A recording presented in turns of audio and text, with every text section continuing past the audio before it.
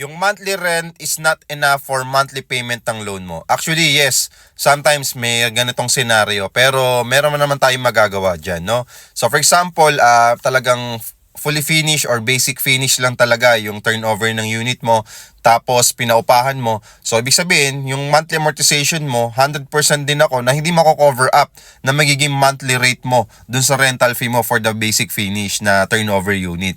Pero kung ibe-bed space mo, possible, mako-cover up, masosobrahan pa. Okay? So, may kita ka pa ng konti. Pero kung fully furnish mo, talagang dadagdagan mo ng value, okay, yung property mo, yung unit mo, okay, bago mo paupahan.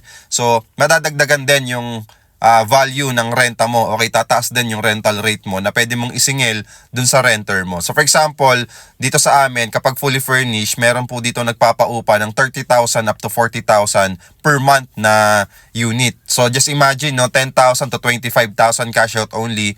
Yung reservation fee, no down payment, tas pwede mo na kagad malipatan to 30 to 90 days processing lang ng unit mo. Okay, ng papers mo. So, kami nang bahala mag-process ng loan mo, and then, kapag okay na, makukuha mo ng susi, it's up to you kung papaupahan mo siya ng walang gamit or ipapa-fully furnish mo siya. Okay? So, kung ipapa-fully furnish nyo po yung unit, mas better po na meron po tayong interior designer and contractor po na gagawa po ng unit ninyo. Nang sa ganon, mas maayos po yung gawa. Okay? Yes, pwede naman po tayo mag-DIY interior designing, okay, DIY construction sa loob ng ating unit, pero iba pa rin talaga kapag meron tayong interior designer and contractor na gagawa po ng unit natin para mas maganda yung kalalabasan ng unit mo at maging mataas din yung rental rate mo at pwedeng ma-cover up yung magiging monthly amortization mo. And I think kapag tuloy-tuloy naman na meron nag-uupa dun sa unit mo na fully furnished, mako-cover up din yung dinagdag mong value o yung binayad mo sa pang-interior design mo sa unit mo. So maraming salamat, Sir Ruben.